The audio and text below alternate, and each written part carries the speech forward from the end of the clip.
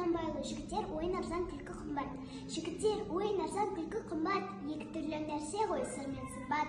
Арзан жағын күлмейтін, шын білерлік, ер табылса жарайды, қылса сұхбат. Кейбіреуі тыңдар идея шыққанша, кейбіреуі қояр көңіл ұққанша. Сөз мәнісін білерлік, кейбіреу бар абайлар, әрбір сөзді өз қалынша. Шын көңілмен сүйсе екен, кімді сүйсе, бір сөзінде тұрса екен, жанса кесе. Қырмызы, қызыл жібек бозбалалар, оңақ бұлдай бұлғайды бірдім түссе. Керек іс бозбалаға талап тылық, әртүрлі өнер, мінез, жақсы қылық. Кейбір жігіт жүреді, мақтан келіп, сыртқа пысық келеді, сөзге сынық. Кімді күн қызық, дәурен өткіз, етпесе біріндікін бірін жеткіз. Күншілдіксіз тату бол, шын көңілмен, қиянатшыл болмақты естен кеткіз.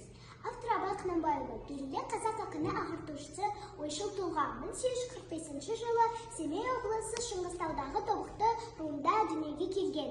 Тақырып дегеніміз бұл өнер туындысының іргетасы. Бұл шығарма, әдеби шығарма дегеніміз белгілі дәуірдегі қоғамдық шындықтың сәулесі. Бұл өлең тақырыбы жастарға ақыл қосу. Жанр түрі поэзия өлең. Өлең дегеніміз белгілі бір өлшеммен қайнан қиыстырып, үйлесімді рағатпен қасып келетін өлеңді сөз жүйесі.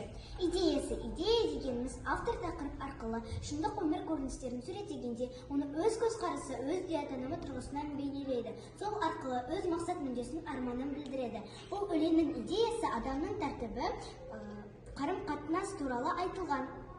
Шумақ дегеніміз аяқталған синтаксистік бір тұтас ойды білдіреді. Бұл өлең 25 шумақты. Тармақ дегеніміз бұл өлеңнің әр жолы. Бұл өлең 100 тармақты. Бунақ дегеніміз өлең жолдарының белгілі бір дауыс ырғағымен бөлінуі. Бұл өлең 2-3 бунақты. Жігіттер, ойын арзан, күлкі қымбат. Буын саны өлең жолдарындағы дауысты дыбыстарға байланысты. Бұл өлең 11 буынды. Ұйқас дегеніміз өлең бітім мазмұнымен тамырлас келіп, оған ерекше саз әуен беріп тұратын тармақтардағы үндестігі. Бұл өлең қара өлең ұйқасына А, Б, А. Әдеби көркемдеуіш сөздер ғапыл қалма, меліш сауда, қылт етер. Өлеңде мынандай түсініксіз сөздер бар. Меліш, сауда дәстүр жат, сауда дәстүріне жат, ғапыл етпеу, көңіл бөлмеу. Өлеңнің негізгі түйіні жас ұрпақты тәрбиелік мәні, жас ұрпақты адамгершілікке шақыру.